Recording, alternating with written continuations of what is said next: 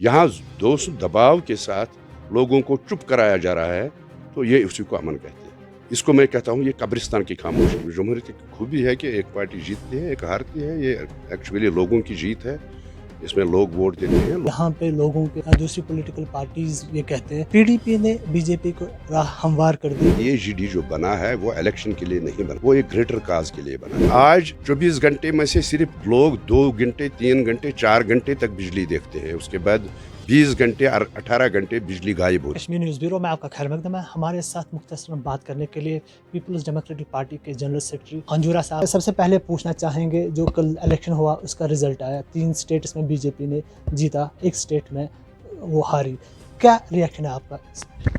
देखिए, ये तो इलेक्शन में होता रहता है, एक पार्टी जीतती है दूसरी हारती है, तो अच्छी बात है अगर बीजेपी वालों ने जीता है, तो इसमें कोई ऐसी बात नहीं है। और ये तो हर एक को पता है, एंटी इनकम्बेंसी का फैक्टर रहता है।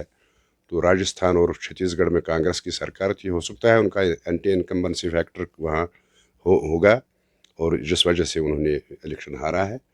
तो ठीक बात है। ये जमहूरियत की खूबी है कि एक पार्टी जीतती है, एक हारती है। ये एक्चुअली लोगों की जीत है। इसमें लोग वोट देते हैं, लोग चुनते हैं, अपने नुमाइंदे को चुनते हैं, अच्छी बात है। क्या आपको लगता है जो इंडियन अलायंस बनी है, जिसका हिस्सा आप भी हो, कहीं ना कहीं उनका ये लूप होल रहा है, जो ये 3 स्टेट्स देखिए, मैं आपको एक बात बताऊंगा कि उनको अभी संभलने का मौका नहीं मिला। जो अलायंस बनी है अभी कुछ ही महीने हो गए, तो मुझे लगता है कि मेहनत करने की ज़रूरत है, एकजुट होने की ज़रूरत है, तभी वो अच्छी तरह से बीजेपी का मुकाबला कर सकते हैं। और उसके लिए जो लीडरशिप है अलायंस की, उनको मिल बैठ के इस पर सोचना चाहे कि कैसे वो बीजेपी का मुकाबला कर सकते हैं। कहीं ना कहीं बीजेपी वाले ये कह रहे हैं जो इंडियन अलायंस है, ये इनका मतलब जब ये इलेक्शन हार गई, कहीं ना कहीं उनका ये ड्रॉबैक है, अब हम वो कभी भी नहीं आ सकते हैं। देखिए, ऐसी बात नहीं होती है जमहूरियत में। इलेक्टोरल प्रोसेस में जो ये ऐसा नहीं होता है कि जो एक आज जो पार्टी जीतेगी वो हमेशा जीतेगी, ऐसी कोई बात नहीं हुई है। तो लोगों का माइंड चेंज भी होता है, लोग सोचते भी हैं। और मुझे लगता है कि जो पार्लियामेंट का इलेक्शन होने वाला है उस अभी 3-4 महीने हैं, और उन 3-4 महीनों में जो अलायंस है, इंडियन अलायंस है, वो संभल जाएंगे, वो आपस में अच्छी तरह से काम करेंगे फील्ड पे जाके, ज़मीनी सतह पे। और मुझे लगता है कि वो अच्छा मुकाबला कर सकते हैं 2024 के इलेक्शन में। अगर हम देखेंगे यहाँ पे भी एक अलायंस है जिसको पीपल अलायंस फॉर गुप का डिक्लेरेशन कहते हैं, कहीं ना कहीं ऐसे लोगों में खदशा है कि उसमें जो चीज़ें चल रही है वो ठीक नहीं चल रही, क्या ख्याल है आपका? देखिए, मैं आपको एक बात बताऊंगा, ये एक गलत फहमी है कि पीएचडी जो बना है वो इलेक्शन के लिए नहीं बना है, वो एक ग्रेटर काज के लिए बना है। जो यहाँ 5 अगस्त 2019 को जो एब्रोगेशन ऑफ आर्टिकल 370 हो गया, उसको बहाल करने के लिए ये अलायंस बना है पीएचडी का। ये इलेक्शन के लिए नहीं बना है। हो सकता है इलेक्शन इकट्ठे भी लड़े जा सकें, हो सकता है कि इलेक्शन अलग अलग भी लड़े जा सकें, लेकिन बेसिक काज जो है इसका, एक ग्रेटर काज जो है, वो यही है कि 370 कैसे वापस लाया जाए, उसके लिए जदोजहद करनी है। कैसे जदोजहद करेंगे? तो मुझे नहीं लगता है कि कोई उसमें कहीं दरार पड़ गई है। हाँ, ये बात ज़रूर है कि कभी नेशनल कॉन्फ्रेंस का कोई लीडर या कभी पीडीपी का कोई लीडर कोई ऐसी बात कहता है जो लोगों को लगता है कि शायद दरार पड़ गई। कोई दरार वरार नहीं है, बल्कि ये है कि इलेक्शन के लिए ये नहीं बनी है। इलेक्शन से हट के हम बात करेंगे, बिजली कटलमेंट आपको देखने को मिल रही है यहाँ पे। हालांकि जो जो बिजली कटलमेंट है पुरानी जो गवर्नमेंट थी वहाँ पे भी देखने को मिल रही, लेकिन इस साल कुछ ज़्यादा ही है कटलमेंट, क्या समझते हो क्यों हो रहा है देखिए, ऐसा? मुझे याद है जब मुफ्ती साहब की सरकार बनी थी, माह रमज़ान आया था, माह रमज़ान का मुतबरक महीना आया था, तो बिजली का यही बहरान था उस वक्त भी। लेकिन मुफ्ती साहब ने एक फ़ैसला लिया था एज चीफ मिनिस्टर। उन्होंने गैस टरबाइन जो पांपोर का है उसको चालू किया था, और 24 घंटे माह रमज़ान में उन्होंने बिजली मुहैया कर दी थी लोगों को यहाँ। और तब से आज तक 5 अगस्त 2019 के बाद इनका दावा है कि हमने हर एक सेक्टर में हमने तरक्की की, चाहे वो पावर का हो, चाहे वो हेल्थ का हो, चाहे वो टूरिज़म का हो, चाहे वो डेवलपमेंट का हो। लेकिन मुझे नहीं लगता है अभी आज 24 घंटे में से सिर्फ लोग 2 घंटे 3 घंटे 4 घंटे तक बिजली देखते हैं, उसके बाद 20 घंटे और 18 घंटे बिजली गायब होती है। तो मुझे लगता है कि अभी हाल ही में कुछ दिनों पहले इन्होंने कहा कि हमने 300 मेगावाट और लाए। मुझे नहीं लगता कोई फ़र्क पड़ा है। अनशेड्यूल्ड बिजली कट्स होते हैं, اور لوگ کافی پریشان ہو گئے ہیں اس انشیڈول بجلی کٹس کی وجہ سے. تو کوئی اس میں پرسان حال نہیں ہے. لوگ چلا رہے ہیں لیکن کوئی سننے والا نہیں ہے. تو مجھے نہیں لگتا کہ اتنی بدترین صورتحال بجلی کی کبھی ہوئی ہے پچھلی سرکاروں میں. ہنجورا صاحب، اگر ہم بات کریں گے آپ کی سرکار میں بھی یہ دعویٰ کیا گیا جو پروجیکٹس ہیں یہاں پہ کشمیر کے وہ ہم NHPC سے واپس لیں گے، کشمیری خود اس کے مالک ہوں گے، لیکن وہ ابھی تک نہیں ہوا. کیا ہم جاننا چاہیں گے کہ آپ کی سرکار میں واپس کیوں نہیں آئے؟ دیکھیے، اگر آپ کو یاد ہوگا جو 2015 میں ہماری سرکار بنی BJP کے ساتھ، تب ہمارا چیف منسٹر مفتی محمد سعید صاحب مرحوم تھے. تو انہوں نے سرکار بننے میں 3 مہینے لگا دیے اور 3 مہینے میں انہوں نے ایجنڈا آف الائنس تیار کیا. جس ایجنڈا آف الائنس میں دفعہ 370 کا بھی ذکر تھا کہ اس کے ساتھ ہم نہیں چھیڑ چھاڑ کریں گے. دوسری بات جو تھی کہ NHPC کے جو بھی پروجیکٹس یہاں ہیں وہ اسٹیٹ کو واپس ملیں گے.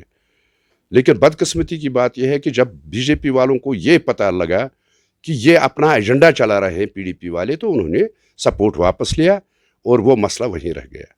نہیں تو جو NHPC کے جو یہاں پروجیکٹس ہیں بہت کمایا انہوں نے، لیکن اب وقت آ گیا ہے کہ ان کو واپس کرنا چاہے اسٹیٹ کو، تاکہ یہاں کے لوگ بھی بجلی کا منہ دیکھیں.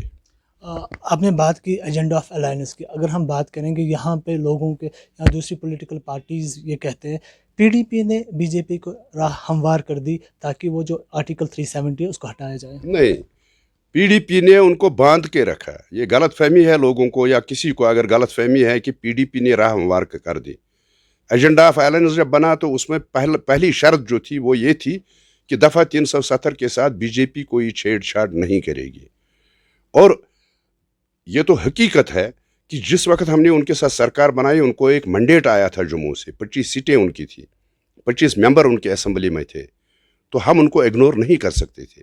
لیکن جب ہم نے ان کے ساتھ الائنس کیا، جب ہم نے ان کے ساتھ سرکار بنائی، ہم نے ان کے ہاتھ باندھ کے رکھے. مفتی صاحب نے ان کے ہاتھ باندھ کے رکھے.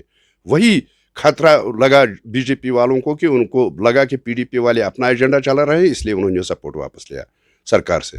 تو وہی بات ہے کہ دفعہ 370 اس کے بعد وہ ہٹا سکے، تب تک تو وہ نہیں ہٹا سکے.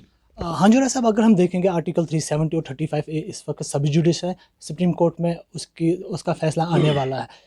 کیا آپ کو لگ رہا ہے اگر ہمارے حق میں فیصلہ نہیں آیا، کشمیر کے حق میں فیصلہ نہیں آیا، اس کے بعد آپ کی لاہے عمل کیا ہوگی؟ دیکھیے، ہم یہ امید کرتے ہیں کہ سپریم کورٹ میں جو ابھی فیصلے کے مرحلے پہ ہے دفعہ 370 کا کیس، تو ہمیں یہ امید ہے کہ ہمیں دفعہ 370 واپس ملے گا. لیکن اگر خدا نہ خواستہ سپریم کورٹ نے خلاف فیصلہ دیا، نہیں انہوں نے ہمارے حق میں فیصلہ نہیں دیا، تو ہم جدوجہد کریں گے. تب تک جدوجہد کرتے رہیں گے جب تک 370 واپس نہیں آئے. میرے کہنے کا مطلب ہے اگر سپریم کورٹ نے فیصلہ دیا اس کے بعد کوئی راستہ اور ہے؟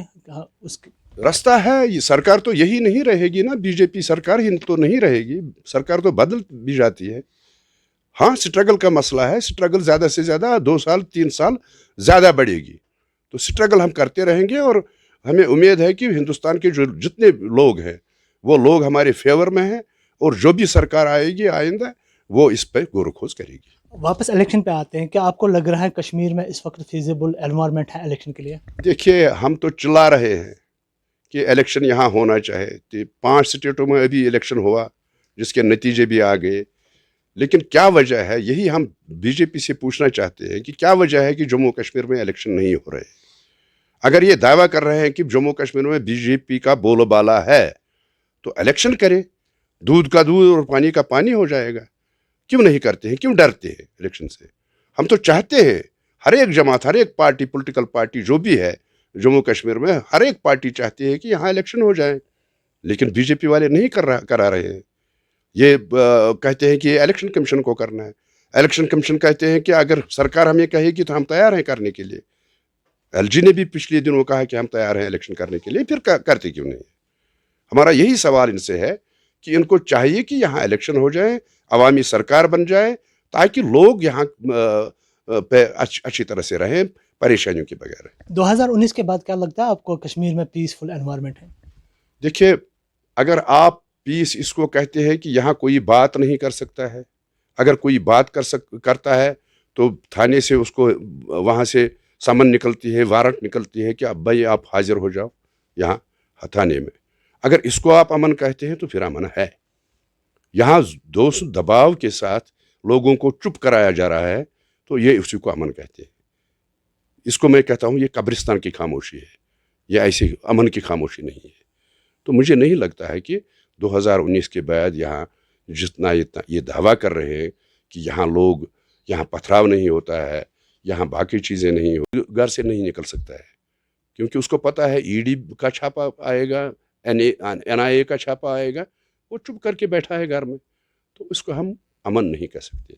हम अमन के ख्वाह हैं, हम भी चाहते हैं कि यहाँ अमन हो, लेकिन वो अमन यहाँ अगर आएगा वो लोगों के दिल जीतने की वजह से आना चाहिए, दोस्त दबाव से नहीं। हंजूरा साहब, चलते चलते आखिरी सवाल मेरा है, PDP की जब हम बात करते हैं सामने सिर्फ महबूबा जी आती है प्रोटेस्ट के लिए, बाकी जो लीडर हैं PDP के वो खामोश बैठे हैं, उनकी खामोशी की वजह क्या नहीं, है? कोई खामोश नहीं बैठा है। जब भी प्रोटेस्ट, अगर आपको याद होगा कि जब भी हमने शुरू किया, महबूबा जी भी कई प्रोटेस्ट में आ गई, लेकिन आपको पता है कि ये गेट से बाहर हमें नहीं निकलने देते हैं। हमने कई बार कोशिश की कि हम बिजली के ख़िलाफ़ प्रोटेस्ट करें, हम ज़्यादतियों के ख़िलाफ़ प्रोटेस्ट करें, हम पकड़ दकड़ के ख़िलाफ़ प्रोटेस्ट करें, लेकिन पुलिस यहाँ लगी होती है, हमें बाहर जाने की इजाज़त नहीं होती है। PDP ने हमेशा कोशिश की प्रोटेस्ट निकालने की, लेकिन उसकी इजाज़त नहीं दी जाती। शुक्रिया हमसे बात थैंक करने यू। के लिए।